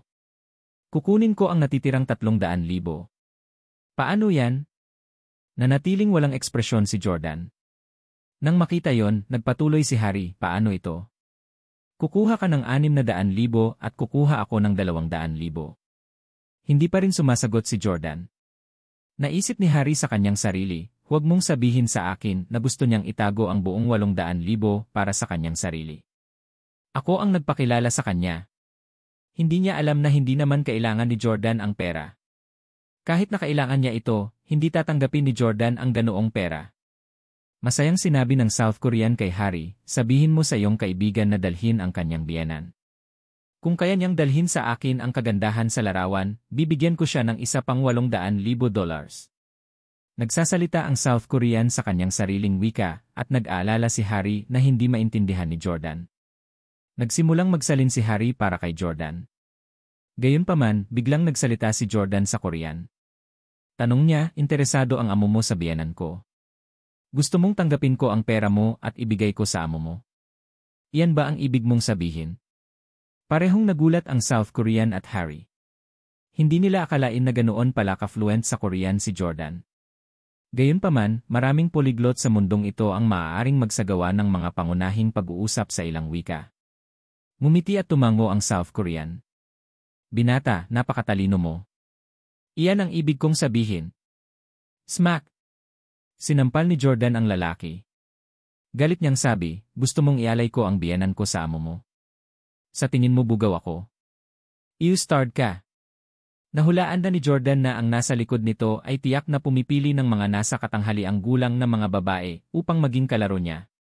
Bagamat hindi magkasundo si Jordan kay Marisa at madalas itong awayin, iginagalang pa rin niya ito bilang kanyang biyenan. Nanay pa rin siya ng asawa niya. Paano niya hahayaan ang ibang lalaki na maging walang galang sa kanyang biyenan? Galit na galit ang South Korean. You-starred. You despicable brat. Gusto mo ng mas maraming pera, di ba? Bibigyan kita ng $2 milyong pagkatapos. Tawagan mo ang biyenan mo. Smack! Smack! Binigyan ni Jordan ng 2 magkasunod na sampal ang lalaki, dahilan para sumuka ito ng dugo. Naglakas loob ka pa ring makipagtawaran sa akin. Pinandilatan siya ni Jordan na may intensyong pagpatay. Nang makitang hindi maganda ang nangyayari, mabilis na hinila ni Harry si Jordan pabalik. Jordan, itigil mo na ang pakikipag-away. Ang South Korean na ito ay mula sa isang pambihirang background. Hindi siya dapat gawing trifle. Galit na galit ang South Korean. Ikaw na mayabang. Sa tingin mo ba mapapamura mo ang lahat dahil lang sa may kaunting impluensya ka sa kabisera? Hindi mo ba alam na palaging may mas makapangyarihan dyan? Anak, kahit hindi ko alam kung saang pamilya ka galing sa kabisera, binabalaan kita. Kung i-provoke mo ako, kahit saang pamilya ka galing, mamamatay ka. Ngumisi si Jordan. Sigurado kang mayabang. Wala ka bang respeto sa mga pamilya sa kabisera? Itinuwid ng South Korean ang kanyang likod at buong pagmamalaking sinabi, tama. Sa paningin ng aking amo, kayong mga pamilyang nasa matataas na klase ay hamak na mga alipores. Lalong naging sigurado si Jordan na ang utak ay mula sa pamilya Park. Tanong niya, sobrang yabang. Gusto kong malaman kung saang pamilya galing ang amo mo. Tumawa ang South Korean. Hindi mo deserve na malaman. Ngumisi si Jordan. Ang pamilya Park, tama ba? Agad na nawala ang ngiti sa mukha ng South Korean. Paano mo nalaman? Ang pamilya Park ay isang lihim na pamilya. Kahit ang mga lokal na pamilya sa South Korea ay hindi alam ang tungkol sa kanilang pag-iral. Natigilan ang South Korean. Hindi niya alam kung saan nakuha ni Jordan ang sagot. O ito ba ay isang pagbaril sa dilim? Naisip ng lalaking taga South Korea sa kanyang sarili, ang pamilya Park ay isang lihim na pamilya. Imposibleng malaman ng dayuhang batang ito ang kanilang pag-iral. Pagkatapos ay sinabi niya kay Jordan, "Brat, stop making wild guesses. Nagkataon lang na nakuha mo ang tamang apelyido. Tutal, ang apelyido na Park ay karaniwan sa ating bansa." Akala niya ba nambobola si Jordan? Ngumiti si Jordan at nagpatuloy, "Kung hindi ako nagkakamali, ang boss mo ay si Park Chan-young, di ba?" Ang mga salita ay nagpaputi agad ng mukha ng South Korean. Paano ito naging posible? Paano nahulaan ng isang ordinaryong dayuhan na ang utak ay si Park Chan-young mula sa pamilya Park? Imposible ito. Ikaw, paano mo nalaman ang pangalan ng amo ko?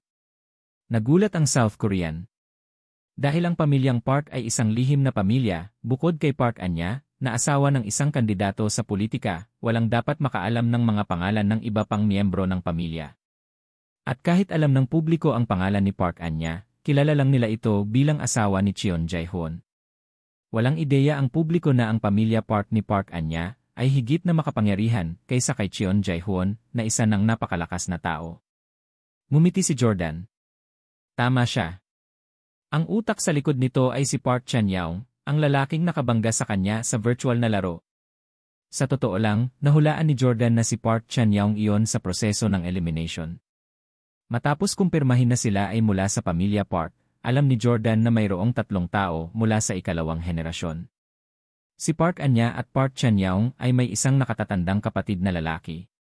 Gayunpaman, ang paanay na kapatid na ito ay mas matanda at naniniwala si Jordan na dapat siyang maging katulad ni Jesse na umaako sa malaking responsibilidad na buhayin ang pamilya. Hindi siya magkakaroon ng panahon para magpakatanga sa mga babaeng tulad nito. Kaya naman, inalis muna siya ni Jordan. Si Park Anya ay isang babae at sigurado si Jordan na hindi siya bakla. Sa makatuwid, imposible para sa kanya na naghahanap ng magagandang kababaihang nasa katanghaliang gulang. Bilang resulta, nagpasya si Jordan na dapat ay si Park Chan-young. Tumingin si Jordan sa takot na lalaki at mahinang sinabi, ganun ba kahirap malaman ang pangalan niya? Pamilyar na pamilyar ako sa pamilya Park. Mga update ni. Nakipaghalikan ako sa kapatid ni Park Chan-young, si Park Anya dati. Dapat ko bang ituloy? Nang marinig ito ng South Korean, agad siyang tumalon sa isang labis na paraan, sa isang aksyon na kasing pangit ng isang palaka na tumatalon. Gulat na gulat ang lalaki. Alam mo talaga na si Park Anya ay miyembro din ng pamilya Park. Ikaw masyadong nakakatakot. Gayunpaman, kahit na alam mo ang lahat ng ito, huwag mong isipin na matatakot mo ako sa mga sinasabi mo. Si Park Anya ang pinakamarangal na babae sa ating bansa. Kung lihim mo siyang hinalikan, patay ka na ngayon. Nakangiting sabi ni Jordan, sinong nagsabing hinalikan ko siya? Hinalikan niya ako. Bullshit! Kalokohan! Imposible yan! Nabalisa ang South Korean. Bakit naman hahalikan ni Miss Park ang isang kasuklam-suklam na dayuhan na tulad mo? Hamak ako. Sinuntok siya ni Jordan. Alam niyang marangal si Madam at makatuwirang huwag paniwalaan ng South Korean na ito. Hindi siya tatamaan ni Jordan kung iyon lang. Gayunpaman, tinawag talaga ng South Korean si Jordan na kasuklam-suklam at pakiramdam niya ay mas mababa siya kay Madam. Kaya naman, hindi niya masisisi si Jordan sa pag-atake. Ayaw ni Jordan na ipagpatuloy ang pag-aaksaya ng oras sa lalaking ito. Tanong niya, sabihin mo sa akin, bakit nang umolekta si Park Chan-young ng mga magagandang nasa katanghaliang gulang na kababaihan sa VF? Gusto ba niya ang matatandang babae? Yay! Ikaw ang may gusto sa mga matanda at kulubot na babae. Gusto ng amo ko ang maputi at magagandang dalaga na mayaman sa collagen. Naglaway ang South Korean. Tanong ni Jordan, dahil gusto niya ang mga kabataang babae, bakit siya naghahanap ng mga babae na higit sa 40 taong gulang? Ngumisi ang lalaki. Hindi ko sasabihin sa'yo. You don't deserve to know. Invite mo yang magandang biyanan mo. Kakausapin ko siya mag-isa, hehe. Dapat may death wish ka. Naikuyom ni Jordan ang kanyang mga kamao. Gusto niyang makita kung gaano katigas ang mga buto ng lalaking ito. Pinahahalagahan ng maraming South Korean ang kanilang hitsura higit sa lahat at labis na natatakot sa mga peklat. Ang ilan ay madaling matakot na sumuko sa pamamagitan lamang ng paningin ng isang kutsilyo na kumakaway sa kanilang mga mukha. Ang South Korean ay patuloy na umatras. Alam niyang kahit may mga bodyguard siya, malamang hindi sila ang kalaban ni Jordan. Bigla siyang naglabas ng tableta sa bulsa at mabilis na nilagok iyon. Nagulat si Harry at napasigaw, "Ay! Takot na takot ba itong South Korean na pahirapan mo at pipilitin mong aminin na kumuha siya ng lason para magpakamatay? Manghihina ako. Please don't die. Magiging mahirap kung mamatay siya. Lily Father will ground me forever." Sa kabisera, medyo madali para sa mga makapangyarihang pamilya na pagtakpan ang mga insidente, kahit na may kinalaman sila sa kamatayan. Gayunpaman, ang mga pamilya sa kabisera ay napakahigpit din, lalo na kung ang kanilang mga inapo. Kasangkot. Tiyak na haharapin nila ang mabibigat na parusa. Minsan, ang parusa ng pamilya ay mas mabigat pa kaysa sa normal na parusang legal. Kumunot ang noo ni Jordan. Akala niya ang South Korean na ito ay isang duwag na walang spine na takot sa kamatayan. Mali kaya si Jordan? Walang nangyari sa South Korean matapos niyang inumin ang tableta. Sa halip tumawa siya ng malakas. Haha, nakainom na ako ng espesyal na tableta ng pamilya Park na nakakapagpamanhid ng nerbiyos. Kahit gaano mo pa ako pahirapan ngayon, wala akong sasabihin. Anak, kung may lakas ka ng loob, patayin mo ako. Hindi ako naniniwalang maglalakas loob ka. Oh. Nagulat si Jordan. Kaya, ang South Korean ay uminom ng isang tableta na makatiis sa pagpapahirap. Ang ilang mga tao ay hindi makatiis ng pisikal na sakit.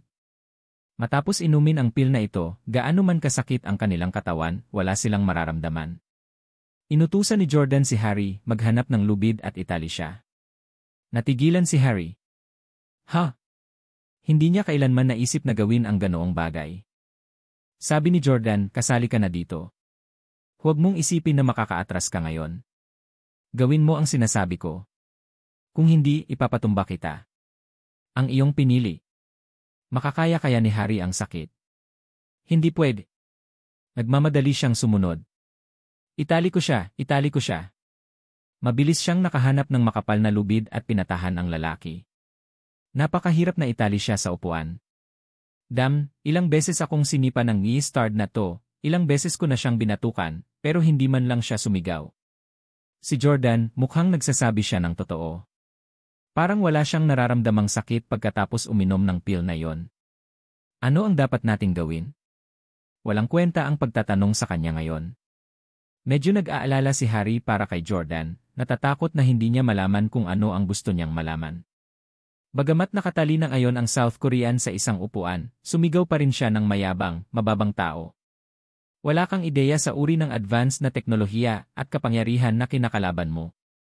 Sa tingin mo ba makukuha mo ang gusto mo sa akin sa pamamagitan lamang ng pagtali sa akin? Mangarap ka. Kahit naputulin mo ang kamay ko, hindi ako sisigaw. Pero kailangan kitang babalaan. Kung babayaran mo ako ng dugo ng pamilya Park. Habang tinitignan ni Jordan ang lalaking ito sa South Korea, mas lalong hindi niya ito nagustuhan. Mababa ang tingin niya sa kanila dahil lang sa alam niyang may advanced na gamot ang pamilya Park na nauna ng ilang dekada sa mundo. Haha, parang walang gamot din si Jordan. Dahil doon, naglabas si Jordan ng isang kahon ng droga sa kanyang bulsa. Hindi ito ang karaniwang kahon ng gamot ni Jordan. Ito ang kahon ng mga gamot na espesyal na pinili at dinala ni Jordan mula sa lihim na pharmaceutical base ng pamilya Steele sa England ilang araw na ang nakalipas. Ang mga gamot na ito ay napaka-advance. Ang ilan ay maaaring gumamot ng mga sakit habang ang ilan ay maaaring magdulot ng pinsala. May mga gamot din na tulad ng nakalunok lang ng South Korean.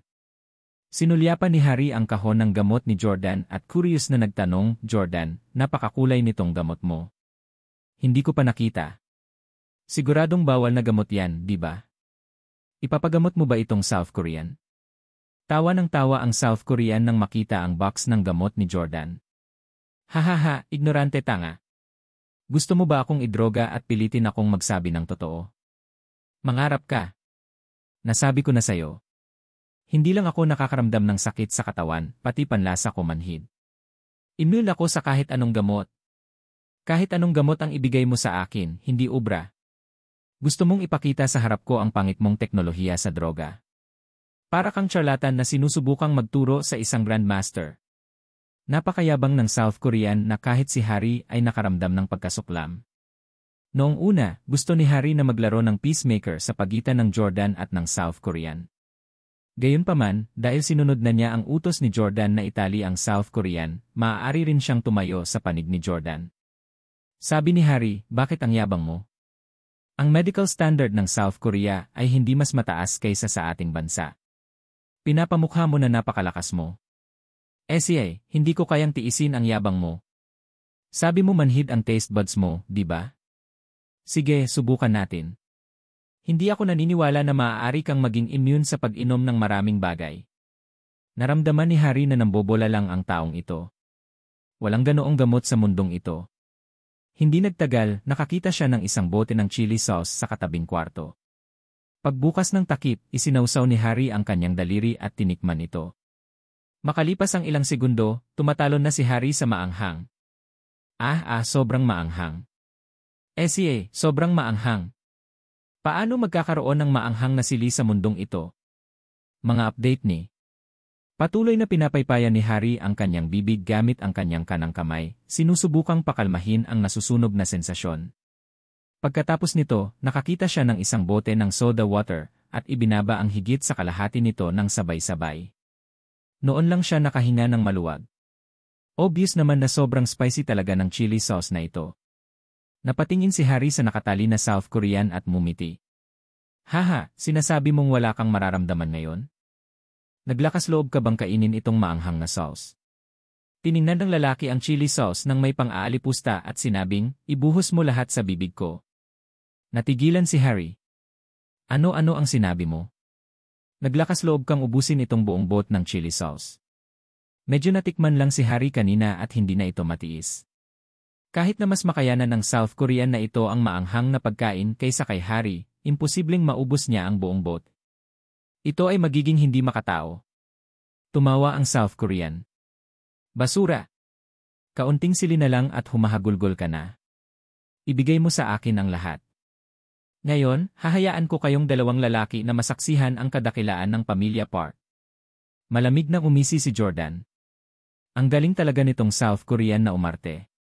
Napakayabang niya dahil lang sa ininom niya ang espesyal na gamot na ginawa ng pamilya Park. Sabi ni Harry, I hate braggarts the most. Sige, ilalagay ko lahat ng chili sauce sa bibig mo. Huwag mo akong sisihin kung papatayin ka. Si Harry ay sumulong para pakainin ang lalaki. Nagmamadaling sinabi ng South Korean, teka. Kunin mo ako ng kutsara. Ang mga South Korean ay nagmamalasakit sa kalinisan, hindi tulad ng mga dayuhan na gustong kumain gamit ang iyong mga kamay. Galit na galit si Harry. Hindi niya pinansin ang hiling niya at pinakain siya gamit ang kanyang mga kamay. Kumain ka na. With that, mahigit kalahati ng chili sauce ang pinasok niya sa bibig ng lalaki. Kung ordinaryong tao lang, naluluhan na sila sa sakit. Gayunpaman, walang naramdaman ang South Korean. Paano ito posible? Ayaw maniwala ni Harry. Muli niyang tinikman ang sauce at nakita pa rin niya itong sobrang maanghang. Bakit walang naramdaman ang taong ito matapos itong kainin? We are doomed. Jordan, hindi nagyayabang ang lalaking ito. Immune na talaga siya. Kung ano man ang ipakain natin sa kanya ngayon ay malamang na walang silbi. Naglakad si Harry papunta kay Jordan. Pakiramdam niya ay wala na talaga siyang magagawa sa lalaking South Korean na ito. Dapat ba talaga nilang dalhin si Marisa para makilala ang South Korean kung gusto nilang malaman ang kanyang pakana? Paano kung hilingin ng South Korean na makipagkita si Marisa kay Park Chan-young bago niya ito sabihin sa kanila? Hindi kaya pinapasok nila si Marisa sa yungib ng tigre? Gayunpaman, si Jordan ay hindi kasing gulo ni Harry. Tiningnan ni Jordan ang mapagmataas na South Korean at sinabing, I hate it when people act cool in front of me. You have eaten a bottle of chili sauce and completely stolen the limelight. Pagkain ng gamot na magpapamanhid sa kanya bago uminom ng isang buong bote ng chili sauce. Pinlano ni Jordan na gawin ang trick na ito sa hinaharap. Pero ngayon, itong South Korean ang unang gumawa nito. Sa anong batayan? Hindi siya ang pangunahing tauhan. Tumawa ang South Korean. So paano kung ninakaw ko ang limelight mo? Kumuha si Jordan ng isang kulay abong tableta at sinabing, naglakas loob ka bang uminom nito? Anong gamot yan? Tanong ng lalaki. Sumagot si Jordan, maaari nitong in-neutralize ang pill na ininom mo kanina. Ngumisi ang South Korean. Isang panlunas. Hahaha, huwag kang walang muwang. Walang normal na parmasyutiko sa buong mundo ang makakapag-neutralize sa gamot ko. Git ni Jordan. So, naglakas loob ka bang kunin ito? Umuso ang South Korean. Siyempre. Halika. Pinasok ni Jordan ang gamot sa bibig ng lalaki. Napalunok siya ng walang pag-aalinlangan. Tiningnan ni Jordan ang oras. Aabutin ng 2 hanggang 3 minuto bago magkabisa ang antidote. Inabot ni Harry kay Jordan ang isang sigarilyo at sinindihan ito para sa kanya. Jordan, pinahirapan namin itong South Korean. Kung wala kang makukuha sa kanya, mas mabuting hayaan na natin siya. Hindi sumagot si Jordan. Huminga siya ng malalim at nagtanong, ano ang iyong buong pangalan? Sabi ni Harry, Harry Yates. Sa sandaling marinig ni Jordan ang apelyidong Yates, naalala niyang binanggit ni Marisa ang pamilyang ito noon. Patuloy na nagtanong si Jordan, ang iyong ama ay mula sa Ministry of Defense, at ang iyong ina ay mula sa Ministry of Foreign Affairs. Humalakhak si Harry. Tahimik na sinabi ni Jordan, paano nila ipinanganak ang isang walang kwentang anak na tulad mo? Harry, gusto kong magpakatanga ng kaunti, ngunit hindi ibig sabihin na wala akong silbi. Napakahusay ko. Jordan, babae ang sinasabi mo, tama ba? Humalakhak si Harry. Nakuha mo ako. Habang nagkukwentuhan pa lang ang dalawa, ay biglang kumilos ang nakatali na South Korean. Sobrang spicy, sobrang spicy, sobrang spicy.